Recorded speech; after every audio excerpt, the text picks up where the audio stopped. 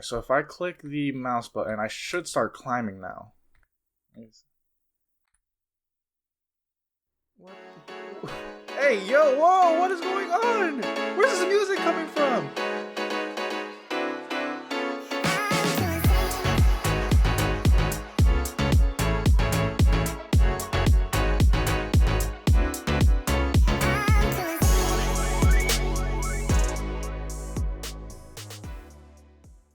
A little over a month ago, I started this channel and gave myself a challenge. Learn game development without relying on tutorials. Now, I've been learning game development for a little over a year now, but I've never made a full game on my own. I'd always follow tutorials to learn how to make games, and I would always feel like I learned nothing from them. So I decided no more step-by-step guides, no more pausing a tutorial every 2 seconds to copy what they wrote. It was time for just me, Unreal Engine, and the immense amount of pain I'd feel not knowing what I was doing. And today is finally the day I can say I made a game all on my own, kind of. I am currently working on a mini project called Peaker, a climbing platformer inspired by Peak. I chose it because it seemed like a great starting point. It's a small scoped game and it's movement based. All I had to do was just worry about one thing, climbing up a wall. I was already about 1 month into the project and I made little to no progress. It was a nightmare my first month. I had to restart my project 4 times and I was left with a broken climbing mechanic. I knew it was time to lock in, especially since I gave myself a deadline of 2 months per project. So I had 1 month left to finish this game and I essentially had nothing to show for it. So I sat down and decided to tackle the core of the game, the climbing system. This was the soul of Peaker. If this didn't work, then I had no game. In my last video, I made significant progress in my coding skills and on my climbing system. I was able to make my wall detection work and also allow my character to swap between a climbing and walking state. Issue was I had no way to revert the changes. My character would just endlessly climb even if the overlap wasn't being detected on the sphere trace anymore. So I changed my wall detection function to check every frame for an overlap and also added an end auto climb function, which would allow my character to immediately stop climbing and swap back to the walking state if there's no wall detection happening. Once I got that all set up, the next challenge was climbing on curved surfaces. Straight walls are easy, but what if you want to climb around corners or rotate smoothly on a surface? This is where the kind of part of I made a game all on my own comes into play. I had to Google a lot and ask ChatGPT many questions. I wouldn't copy exactly the code I was being given, but I'd use it to learn something I didn't understand. I spent about 2 hours on getting the rotation logic to work. It was pretty complicated, and without ChatGPT and some Googling, I would have never been able to solve this on my own. I needed to get the impact normal of the overlapping spot on the wall surface, and then an up vector, then plug the 2 values into a function called make from xz. Assign it to a variable, and then take that rotation value and set the actor's rotation every frame to that new target rotation variable. If you have no clue what I just said, don't worry, I'm right there with you. And the rotation climbing wasn't perfect, but it worked. For only about 5 seconds, because immediately after that, something else broke.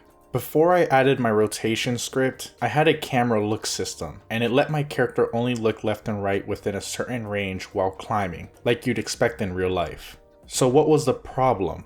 When my character would start climbing, I would grab the initial rotation of the camera and add clamps to limit its rotation. So when the character rotated during gameplay, the camera's clamped rotation value wouldn't update. This meant that in game, I could move around walls, but the camera was just locked to the original direction, and my character looked like they were trying to twist their neck. I had fixed my climbing logic and the curved wall movement, but the camera was a mess, and no matter what I tried, it just wouldn't cooperate. Eventually I had to tap out, I threw in the towel, and I decided to leave that for another day.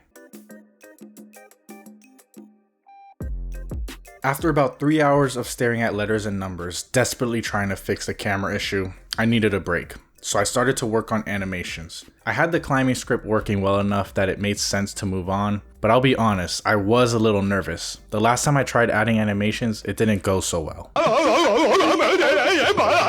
Last animation attempt, I used the animations from Mixamo, and when I imported the animations to my game and tried to retarget the animations to my character, I got a message that said the bones weren't matching. Unreal asked if I would like to fix it.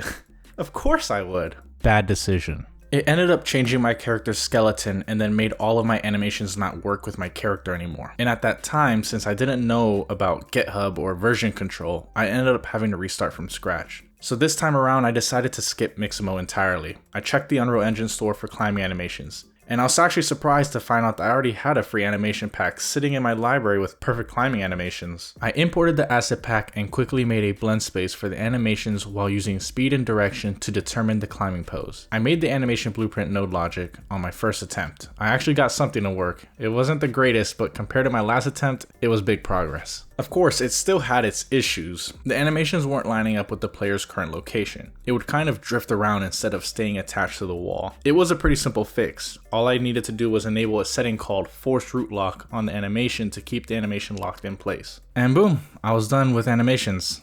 Until this happened.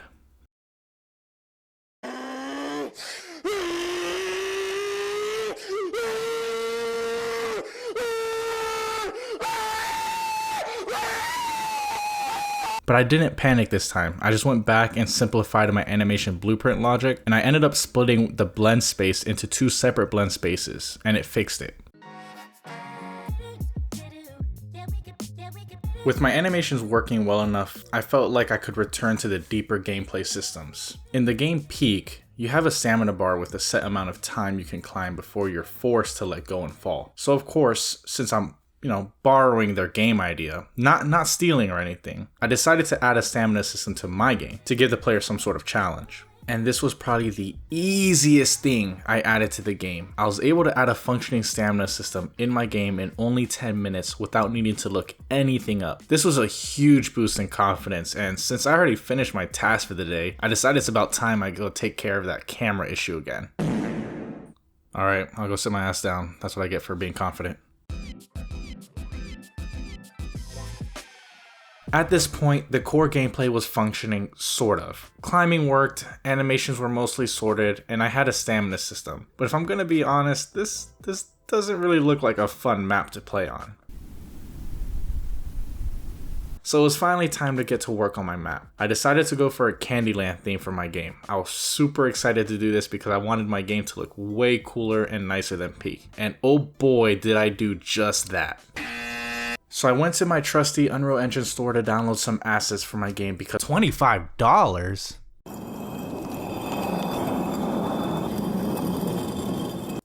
Anyway, after I grabbed the assets, I created a new level and got straight to work.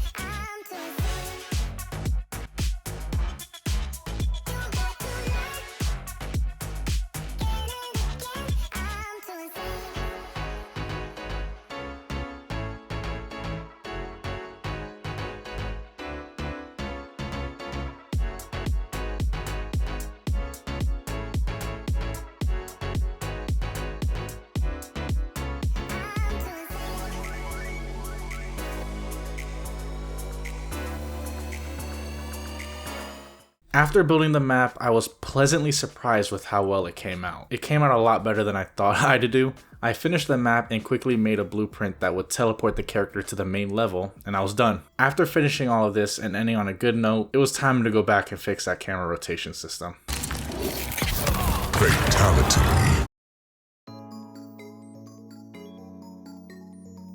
After making the starting room level, I needed a level with actual gameplay. I won't lie, this was a lot harder than I thought it would be. I thought that when I had the climbing system working, building a level would just be as simple as plugging pieces together. But it wasn't like that at all. I didn't really know how to make a good level. At first, I made this massive void of a hole in the ground. My idea was to have the player climb an obstacle over the hole, but it felt awkward and empty, and it just looked weird. Then I tried using Unreal's landscaping tool to shape mountains and make the terrain climbable, but that ended up bringing a whole new set of problems. The climbing system kept freaking out and the character would suddenly latch to the ground as if it was climbing on the ground. Eventually I had to go to a simpler route since my climbing script isn't AAA quality. I looked into the assets I already had in my project and I took a specific lollipop mesh, made it significantly bigger, and boom, it looked like a tall tower. The lollipop wasn't just a decoration anymore, it became the tower to climb for my level. This gave me some sort of direction. I still didn't know exactly how to design around it, but at least I had a base for the level. I kind of left the map alone for a bit so that I could come back to it at a later time with more ideas. And in the meantime, I felt like something was missing. I needed something to make the game feel like a game. Something that added stakes. So basically, so far there was no risk in Peeker. You could climb forever, mess up, fall, whatever, and nothing really happened. So I started working on a health and damage system. I used one of my candy assets I downloaded and turned it into a falling object that would hurt you if it hit the player character. Surprisingly, this was another thing that came together very quickly for me, and within 30 minutes I had a working health system. I did end up doing this all in blueprints though, because I was really tired of working in C++. Also, it was just a lot simpler to have the falling candy as a blueprint rather than C++ class. And in the end, it worked. That's all that mattered to me at the time, especially since it had been about 1.5 months working on this project. I was kind of getting a little tired of it. So now, if the player is hit by the falling candy, it'll subtract the player's health to the damage value of the candy. And if you take enough damage and reach 0 health, the candy will call a function called destroy actor on the character and you would lose. On this day, I had a lot of extra free time since I finished the system I wanted to make so fast. So I finally decided to fix that damn bug for my camera rotation once and for all.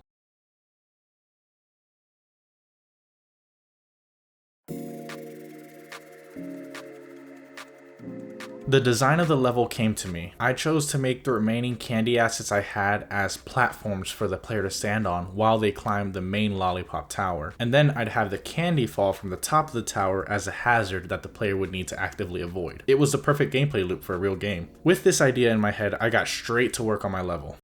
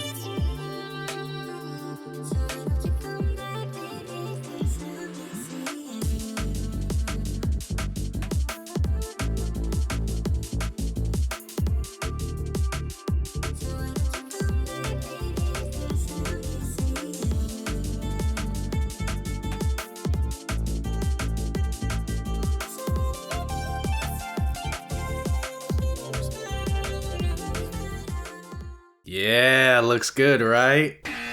After finishing up the map, I needed to make a way to spawn the falling candies randomly. So I created a spawner blueprint and added some logic to control the odds of when a candy would spawn. And it worked.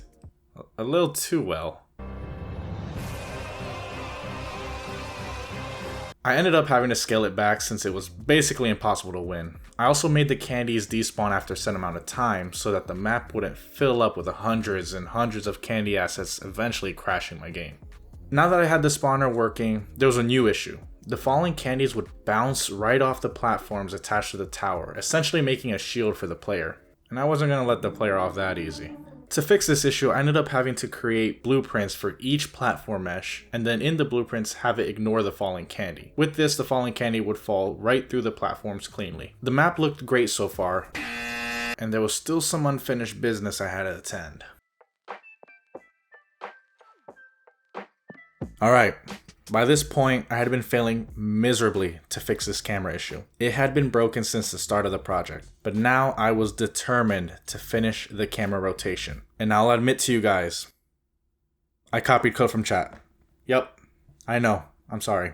I failed all of you. But It was the second to last day for me to get this project done, and I didn't even care anymore. I just wanted it fixed. So I Googled, asked ChatGPT, Googled more, asked more questions to ChatGPT, and I even copied code.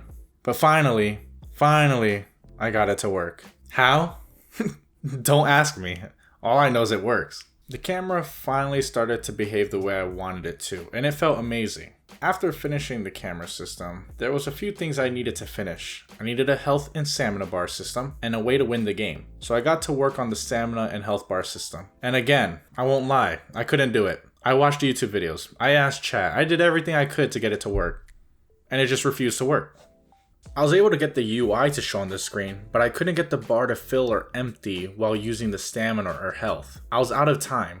It was the last day to finish this project up, so I decided to just have a print node print the health and stamina to the screen for the player. And lastly, I created a simple actor blueprint for the win condition. I added a box collision and a mesh to the actor, and when an overlap was called, it would play a "You win" text over the game. It wasn't flashy in any way, but it did the job. And that was really it. I started this project on August 12th and finished it on September 29th. This was the first time I have ever made a game from start to finish on my own, not fully copying a tutorial. Kind of. And even though the final product didn't come out how I'd originally thought it would, I was still proud of what I had made. Not because my game was good, but because I learned a ton from this experience. And now I was one step closer to becoming a full-time game developer. Now that Peeker is finished, I'm excited to start working on something new. I haven't picked my next project idea yet, but if you have any fun suggestions you'd like to see me try, leave them in the comments. I'll pick the one that stands out the most, and that'll be my next project. Lastly, thank you guys for sticking to the end, and I'll see you guys in the next video.